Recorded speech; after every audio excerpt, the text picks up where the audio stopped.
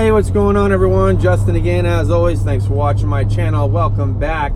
Today's video is going to be entitled Working on Old Cars. Whether it's a muscle car or just an old car in general. You know, some of these cars, they're not quite a classic yet, but it's been over, what, 15, 20 years of age. And what typically happens from a mechanical standpoint is that things deteriorate over time. They start to break, they weather out. Next thing you know, what seems like a simple, pretty inexpensive job turns out to be a pretty costly adventure, really.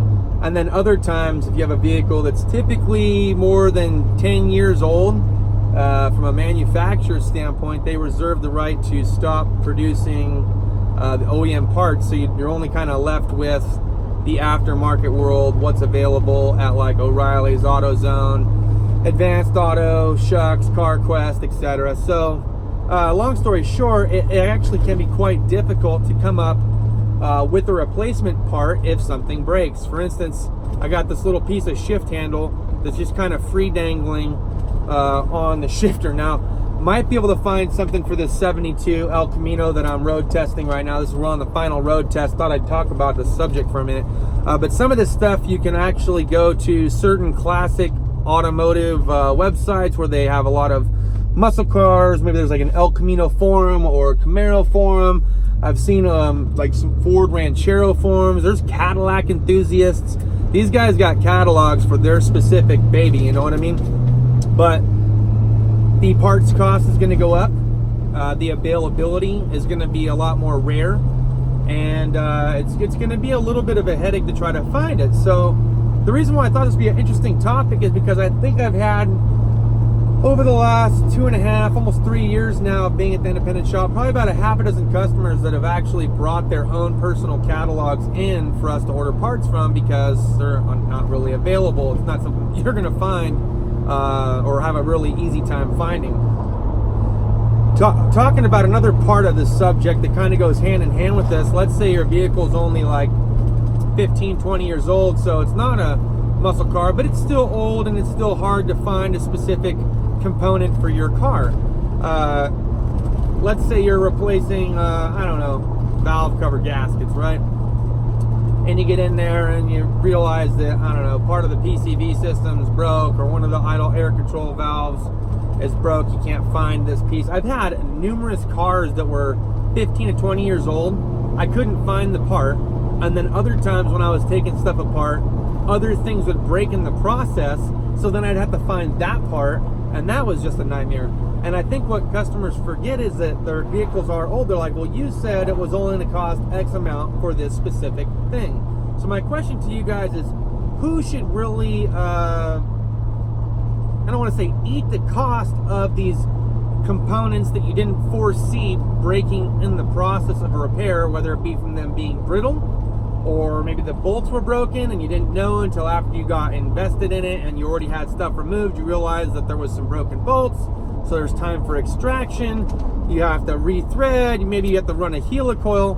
My question is, do you split that bill 50-50 with the customer? Like, hey man, I was in it doing the job that you were paying me to do. This was one of those things that I didn't really account for.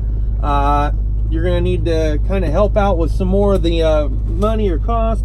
Maybe, you know, don't worry about the labor part, but at least pay for the part itself or what have you. I don't know. How do you guys break that down? Because there's so many different things that can occur. These old Fords, for instance, man. I remember working on some of these old Fords where the vacuum lines just disintegrate. If you're doing a valve cover gasket job or you're changing out a fuel injector and you got to take the intake off, I can't tell you how many of these little plastic vacuum lines that wrap around it that just deteriorate. And forget about trying to move them. You go take it off and snap them. So next thing you know, you're having to run little tiny sections of rubber hose trying to reconnect it. Maybe you got to do the whole entire line and reroute it. It's a nightmare, man, but I mean, it's another added cost. What's going on, everyone? Back at the house, continuing our conversation about working on old vehicles. So it can be pretty cool, okay? I'm not gonna lie. Running into these 72 El Caminos or 74, 75 Impala. You get the Ford Rancheros that come in from time to time. You get some old like 1950s Cadillacs that we've seen in our shop on a handful of occasions. Look, they are really cool to work on, but there's a lot of things that you also may not know or realize about some of these older cars too. For instance, I believe it was a 1955 Cadillac that I was working on. We were doing a routine oil change. Turns out that particular year and the engine that he had in it, which appeared to be an original engine, did not actually have an oil filter. Go figure, back in those days, that's the reason why they called them 100,000 mile cars.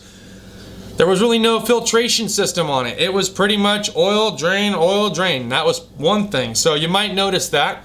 Some of you guys might be familiar with some of the Mercedes lineup nowadays where there's no dipstick, so you have no way of being able to measure it. So that's something a little different, a different change of pace, if you will. But there's also going to be a handful of specialty skills and specialty tools that you're also going to need too.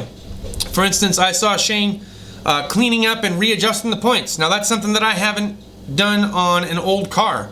Usually it was an HEI drop-in distributor and then that was it. But with having points, there's an adjustment tool, there's little springs, and I mean, it gets finicky. You might have to file down the little points and whatnot on it, on the distributor itself.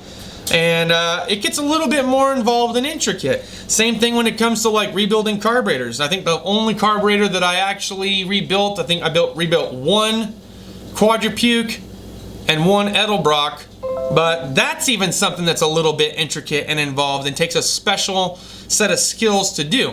There's also going to be numerous different styles of distributor wrenches because they're recessed or they're underneath the distributor themselves and you can't quite get a regular, you know, box end or anything like that on it. So now you need these weird L or different angle style wrenches from up top that you tighten and loosen the distributor bolt down with, because simply using a crow's foot might not work. You might need that extra little bit of angle, you know, going up. So there's a handful of distributor tools that are actually more specific to these older cars than you would think. But for the most part, you're going to be mostly SAE, ratchets, sockets, wrenches, etc. Wiring is really tricky on these things. You would say, how can it be tricky, man? There's only a few wires that actually operate the whole thing. Yeah, but consider the age of the vehicle. How many other people have been underneath the hood of this car? How many times did they cut into the harness? How many times did they spliced in it? How many aftermarket things they tried to do to it? Now the wire just has a little tiny butt connector on the end of it. Let's see if I have any down here. Okay, so this might be a better example, but you might have a couple of these on various sensors that are in the block, right? So you got like 2 or 3 prongs that hang out and everything's been crimped or wired in, and you got these little flat guys that are just shoved on there. And those can be kind of tricky or pain in the butt. And then you have to know what wire goes to what. And like I said, everything's like aftermarket, so you have all this aftermarket wires, and then on top of the coil you get these little fork deals, right, that are just sitting on top, and you have to remember which one went to which side of the coil. So on a traditional car or more modern car, you can take the entire wiring loom completely out of the car, take a new one, brand new one in the box, complete, throw it on the ground, let it heat up in the sun for a little bit, get a little bit elastic, if you will, and when you go to throw it on the car, you start from one end, work your way to the other. I guarantee you everything will practically fall into place and measure up just fine. And even better, most sensors do not share the same connector. That's even considering O2 sensors and things like that. Everything has a different style of connector, so you can't really mess it up. It's kind of, well, it's kind of dummy proof, if you will. But on the older cars, you really kind of had to pay attention to what you took off and what you took on. But if you're an old dog, you probably know where all this stuff goes right off the top of your head, just like looking at it. You know, it'd be like me looking at a Chrysler product nowadays, being like, yeah, I know what nut bolt goes where, and that's all I need to know.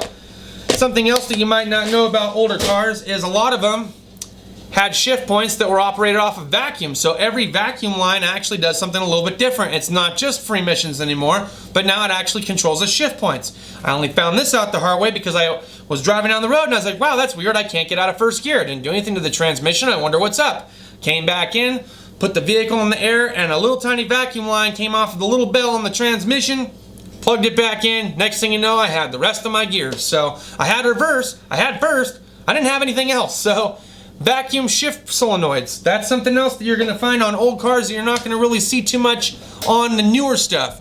You might still see some of the vacuum stuff on like mid to late 90s Dodge Rams, you know, because I had a Dodge Ram, was a 98, and it had a vacuum shift solenoid pack, and you might have some one-way check valves that control the operation of some of the HVAC components within the heating and air conditioning duct system. So you might still run into a few things on some early, mid, even late 90s stuff.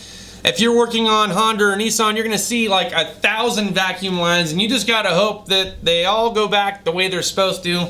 They're not all numbered, and you hope that you kind of get it all lined up.